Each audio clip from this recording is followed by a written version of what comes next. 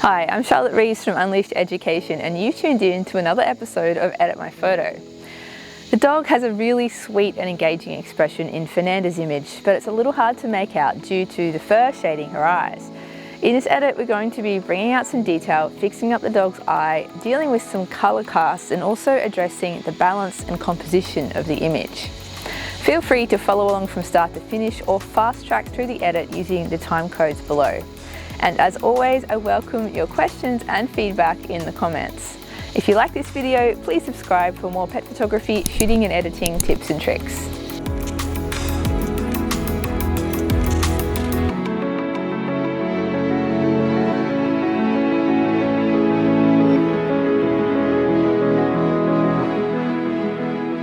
So let's start off here in Lightroom with some global adjustments. So the image is a little bit dark. It's a little bit cool. We're going to work to try and make it a little bit warmer, a bit brighter.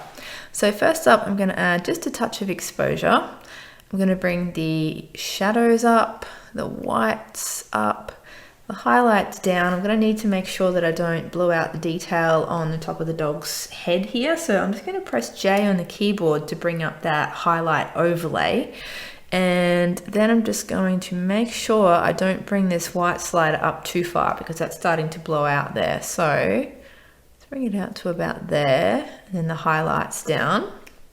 So it also needs to be warmed up. I'm going to add a little bit of color temperature, perhaps a little bit of tint as well. I'm going to take the clarity and vibrance up, possibly darks up a touch here, shadows down, highlights down. Again, that'll help with the blowing out of the highlights on the dog's head.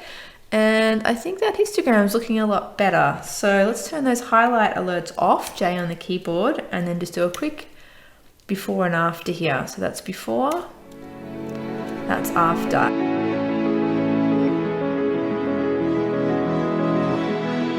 Now to push this edit just a little bit further, I'm going to add some masks. So first up, we will do a overall vignette.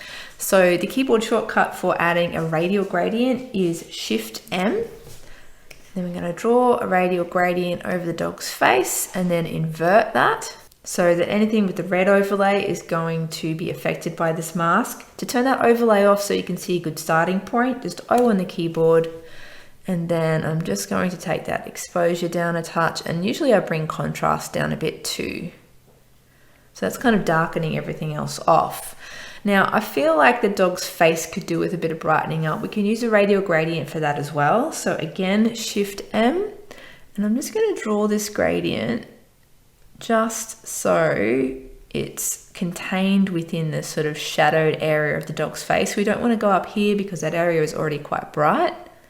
So perfect little shape to kind of fill those shadowed areas. So I'll turn the overlay off, press O on the keyboard, and then just give that bit a little bit of extra exposure there. You can start seeing detail in the eyes now, and then bring the shadows up a touch too. So I feel all this out of focus stuff in the foreground, it's good because it sort of leads you into the image, so it's good compositionally, but it's still just a little bit distracting. So I'm going to add a linear gradient from the bottom, so just M for linear gradient. I'm just going to bring this up here, press O on the keyboard, and again, just bring that exposure down a little bit and the contrast down just to sort of darken that off. Now just revisiting the white balance here, I feel it could go a little bit warmer. I'd like to bring out just a little bit more warmth in the dog. All right, let's do a quick before and after here again. So this is before, and this is after, both global adjustments and also some masking as well. So I'm going to take this into Photoshop now. I'll see you there.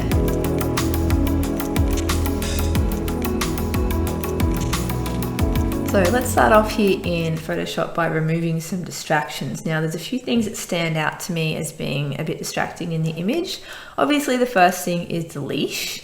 And then there's this bit of grass here. There's also this little flower coming up right next to the dog. I like to leave a bit of space around the dog so it doesn't get encroached by distracting things. So we're going to be removing that as well. And I also might just go around and see if there's anything else sort of distracting that stands out to me. Now I'm going to turn this into a speed edit, but the tools that I'm going to be using to remove these things Mostly it's going to be patch tool. So generally I'll select something with the patch tool. I'll either do a content aware fill or I'll use the patch tool as the patch tool. You can check some of the other tutorials we've got for that to see how that works. I'll also be using the clone stamp tool and also the spot healing brush tool. So I'm just going to get stuck into that now. I'll see you on the other side.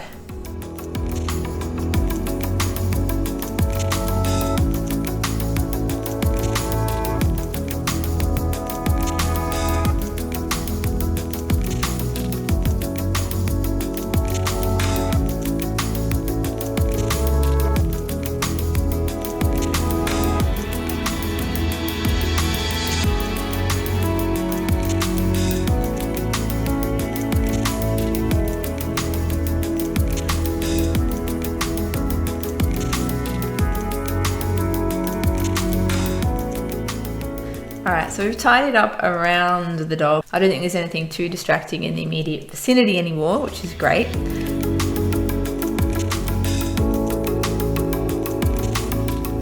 Now, this little dog does appear to have a cataract in this eye. I'm also not sure if there might be a medical problem with this eye as well, because it's quite a bit larger than the other eye.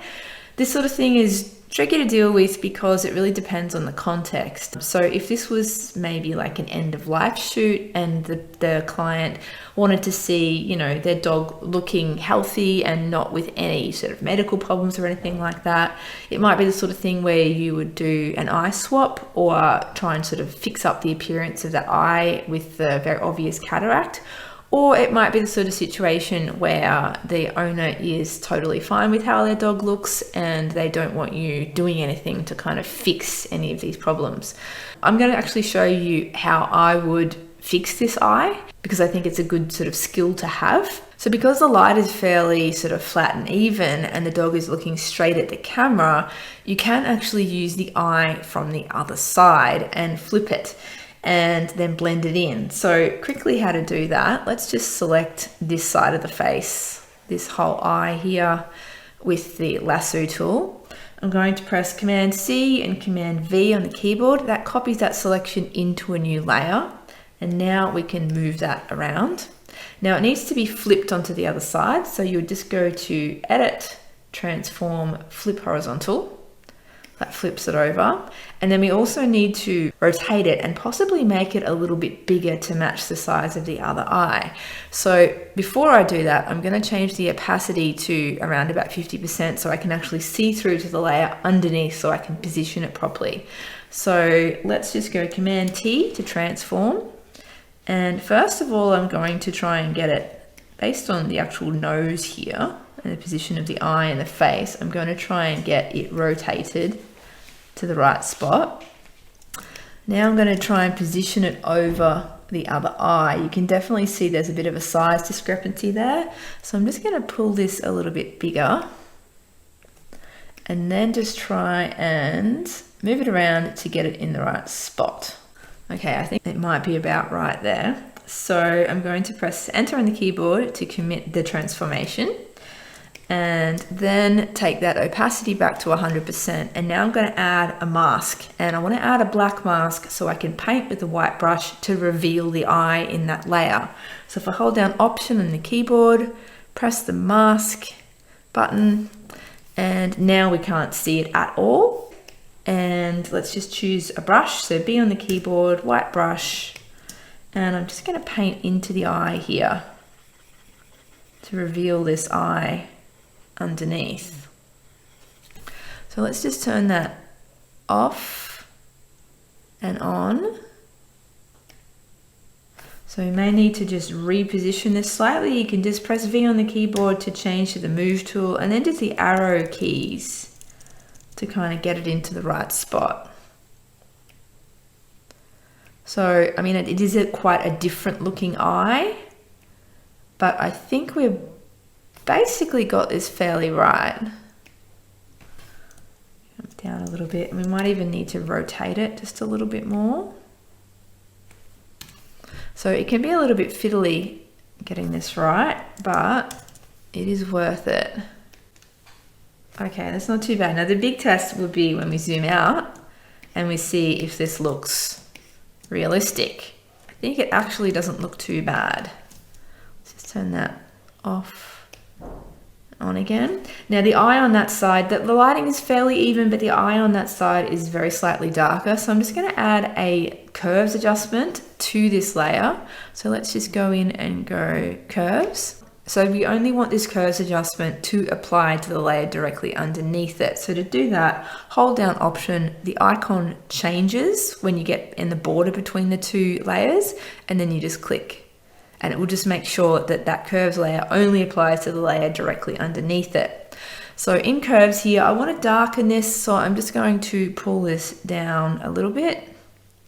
And I think that's probably all it really needs to just darken that eye a little bit there.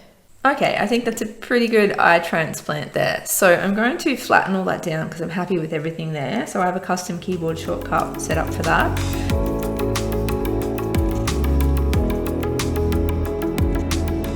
Now I think I would like to try and do a little bit about the tear staining on the dog's face. So this yellowing of the fur. So best way to deal with that is a hue saturation adjustment layer. So I'm going to add that. I'm going to fill that mask with black because I want to hide that adjustment on the whole image. So Command I to just invert that. So it's now a black mask. And then I'm going to grab a brush, be on the keyboard, make sure it's a white brush, white is the foreground color here.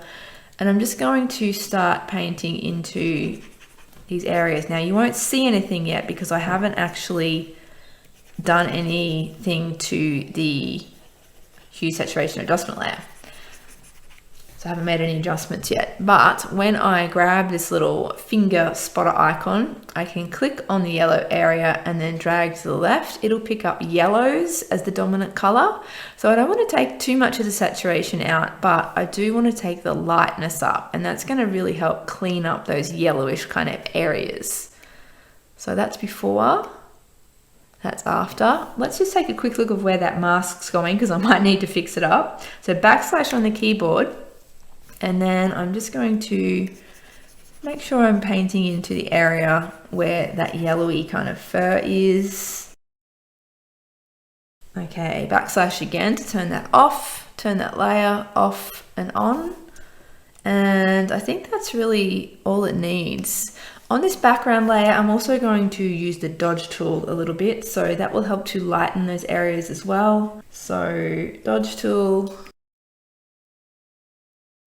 You can see this little dog's face so much more clearly now that we fixed up those color casts and also done a little bit of lightening. So while I've dodged there, I also now think I need to take a little bit more of that yellow out. I'm just going to dodge the dog's chest a little bit as well. So I'm going to go back to this adjustment layer and then go to the yellows and then just take that saturation down a bit. I also think I need to apply that to the dog's chin as well. So let me press backslash on the keyboard. Yeah, I haven't actually painted over the chin. So let's do that. Okay, let's turn that hue saturation layer off and on. Hasn't got rid of it completely. We don't want to get rid of it completely. We just kind of want to tone it down a little bit so it's not sort of so distracting or so obvious. So let's flatten that down again. Have a look at the image as a whole.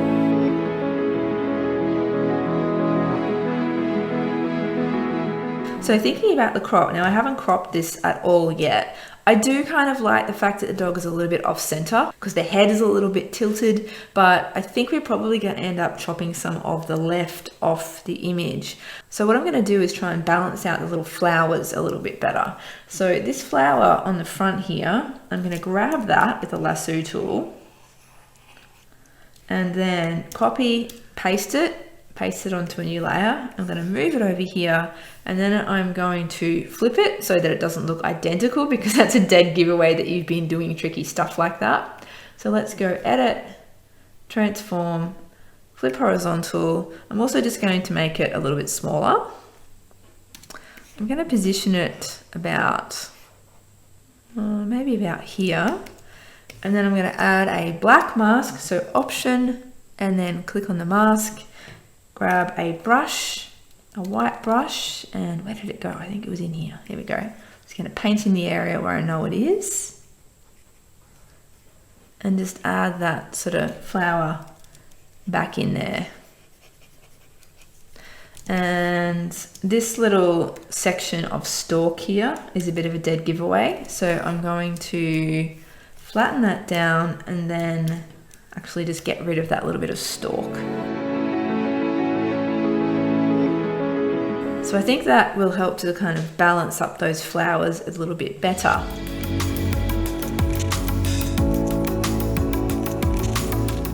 Last step in Photoshop here, I'm just going to use Topaz DeNoise. The image is a little bit noisy, it's not too bad, but I think DeNoise will also help to sort of sharpen as well. So whenever I'm using any of the Topaz filters like DeNoise or sharpen, I always make sure I do it on a duplicate background layer. So let's just pull that background layer into the new layer icon, make sure background copy is selected, and then go filter, Topaz DeNoise. Now, low light is the model that it's come up with, and I think that's really helped to clean up the noise in the background and also sharpen the subject a little bit too. So let's go with that. We'll click apply. So I'm actually going to reduce the opacity of this layer. I don't really believe in getting rid of all of the noise in an image because I feel it just looks a little bit strange and a bit fake. So I'm just going to reduce the opacity of that to maybe about 70 or 80%, just so we've got a little bit of noise left in here. I think that's quite good. Okay, let's flatten that down.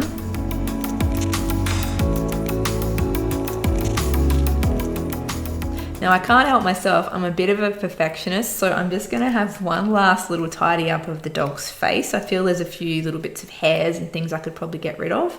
So let me just dive in and do that quickly.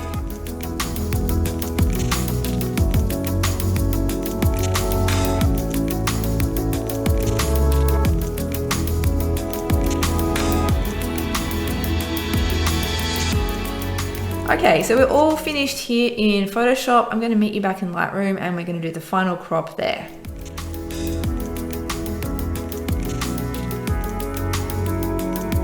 So I think this is looking quite pretty so far. I'm going to do a final crop here now. So I love doing the crop back in Lightroom as a very last step because I don't like throwing away edges of the image early on in the editing process in case you need them later on for things like gallery wrap canvases or printing in albums or just cropping for different purposes. So let's go R to get the crop tool. I'm going to just pull this across a little bit. I like the fact that the dog is a little bit off center. I think that really suits it. I'm going to put the dog's eyes on that sort of pretty close to that top third line. I want to make sure I've got a good amount of little yellow flowers on both sides to sort of help balance it. And I think that is going to be quite a nice crop composition. Now, because we previously added a vignette, we've actually chopped off part of the vignette that was on the left-hand side. So I'm going to re-add that back in again. So instead of actually doing a proper vignette though, I'm just going to bring a little bit of darkening across from the left-hand side to compensate for the fact that we chopped that bit of vignette off. So I'll add a linear gradient, so M on the keyboard, and I'm just going to pull a bit of a gradient across from this side. I'm going to take the contrast down and also the exposure down just to darken off that slide a little bit there. Let's just turn that off and on. Yeah, it doesn't really need a lot, just to kind of balance it up again. Okay, that's it, edit all done. That was a nice simple one. Hopefully you picked up a few tips and tricks with that edit, and thank you again to Fernanda for donating this image for me to play with. I'll see you next time.